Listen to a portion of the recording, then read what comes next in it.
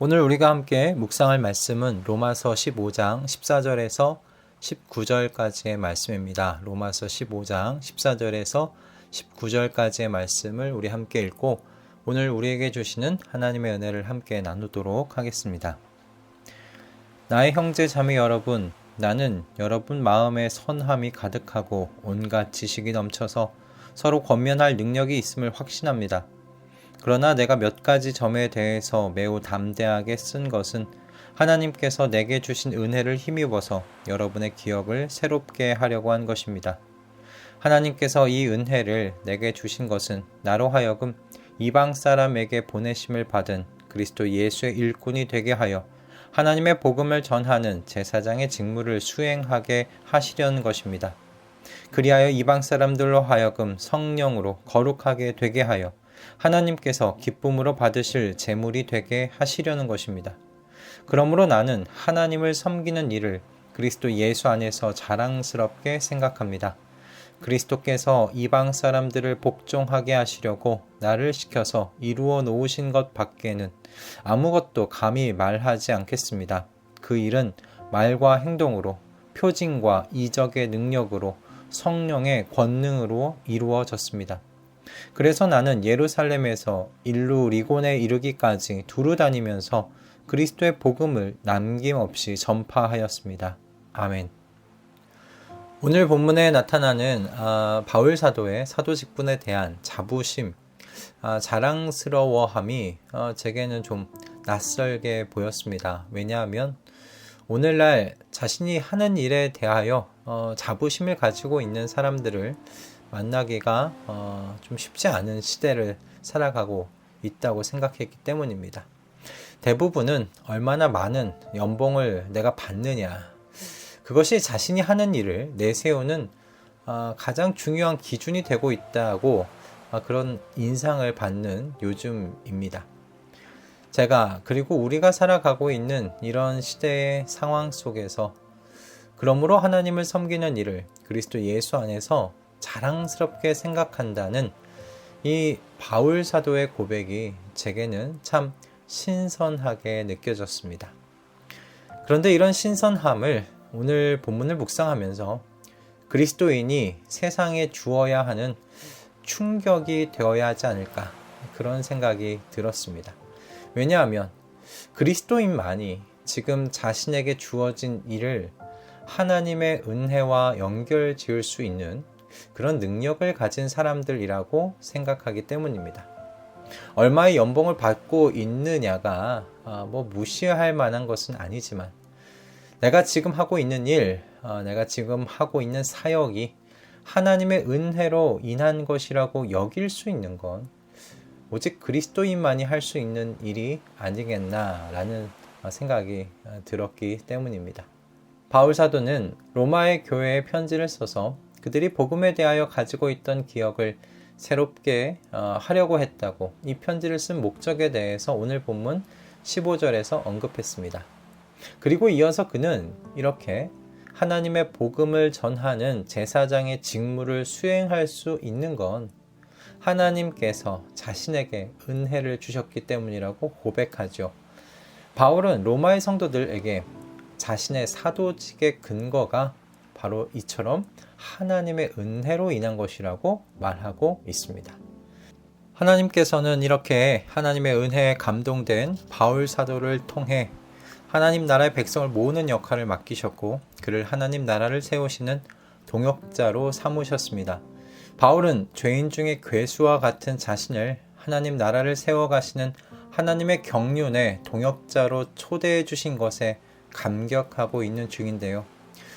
저는 그의 모습을 현재 우리의 삶 속으로 끌고 올 수 있다고 생각했고 이것은 오직 그리스도인만이 할 수 있는 일이라고 생각했습니다.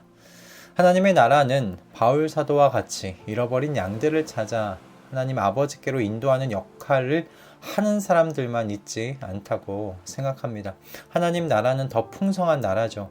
다양한 은사를 받은 사람들로 인해 아름다운 무지개와 같은 그런 빛을 내는 나라라고 생각합니다. 그 증거가 하나님 백성들에게 각기 다른 은사들이 있다는 것이 아닐까 싶은데요. 누구는 음악을 잘하고, 누구는 손재주가 좋고, 누구는 가르치기를 잘하고, 누구는 운동을 잘합니다. 또 어떤 사람은 옷 디자인을 잘 하지요. 그리고 어떤 사람은 말을 참 재미있게 합니다. 하나님의 나라는 이와 같이 다양한 모든 은사들이 아름답게 꽃을 피운 나라라고 생각해요. 그리고 하나님께서는 바로 지금 여기서 이와 같은 하나님의 나라를 다양한 은사들을 가진 하나님 나라 백성들과 함께 세워가시고자 하십니다. 오늘날 우리 성도들의 문제 중에 하나는 저는 성직과 세상에서의 직업을 분리해서 생각하곤 한다는 것이 아닌가 싶습니다.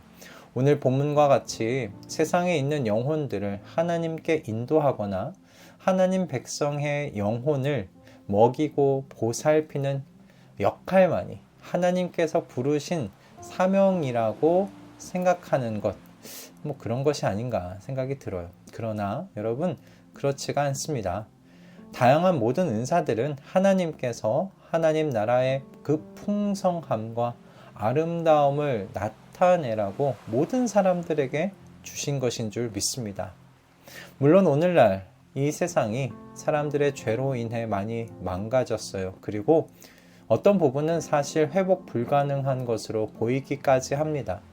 이런 이유들로 인하여 많은 하나님 백성들은 각자가 가지고 있는 은사를 따른 직업을 가지고 있지는 못하죠. 자신이 가진 은사를 따라 직업을 가질 수 있다면 더없이 좋겠지만 그렇지 못한 경우가 참 많습니다. 그러나 하나님께서는 여러분의 세상 속에서의 그 일들로 인해 하나님의 나라를 세워가시기를 원하십니다.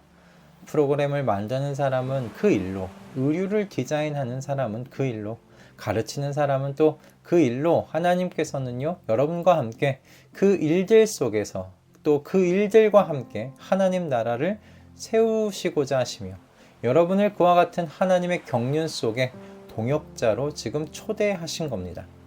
여러분이 지금 하고 있는 바로 그 일이 하나님 나라의 일이라고 여기실 수 있기를 주님의 이름으로 축복합니다. 그리고 이것이 여러분이 하고 있는 모든 일에 대한 그 자랑의 근거가 되기를 소원합니다.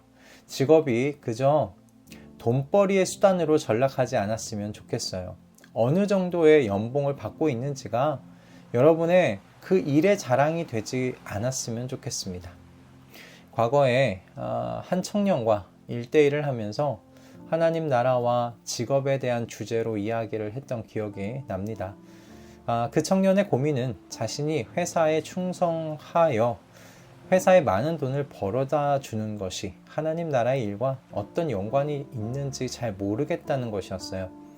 자신의 직업이 하나님 나라를 세우는 것에 어떤 역할을 하게 되는지 모르겠다는 이야기였습니다. 여러분들도 같은 고민 가질 수 있다고 생각합니다. 이 질문에 대한 완전한 답은 안 되겠지만 저는 지금은 이렇게 말해주고 싶습니다. 하나님을 나의 작은 생각의 테두리 안에 넣으려고 하지 말았으면 좋겠다는 것입니다.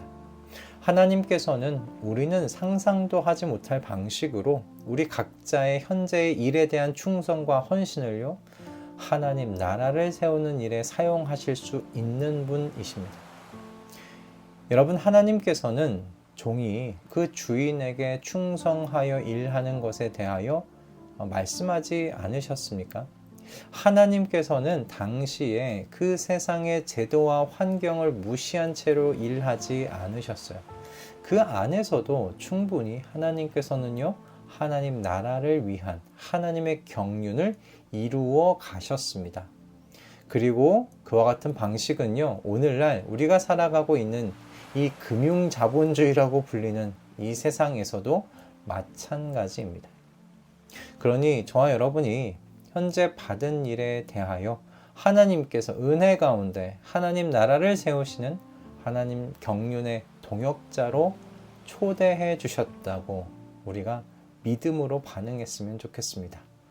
우리가 은혜 가운데 지금 오늘의 일을 받았으니 사도 바울과 같이 헌신과 충성으로 하나님 나라와 하나님의 영광을 위해 일하는 우리 모두가 되었으면 좋겠습니다.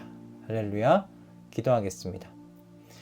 주님께서는 우리에게 주님의 은혜 가운데 일의 자리로 우리를 부르셨습니다.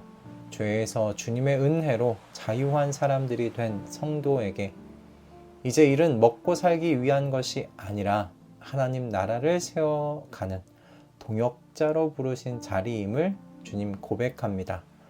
우리의 보잘것없는 일함을 통하여 풍성하고 아름다운 하나님 나라를 세워가시는 그 하나님의 영광을 찬양하오며 주님께서 현재 맡겨주신 오늘의 일에 헌신과 충성의 삶으로 몰입하는 주님의 백성 다 될 수 있도록 주님 은총 내려 주시옵소서.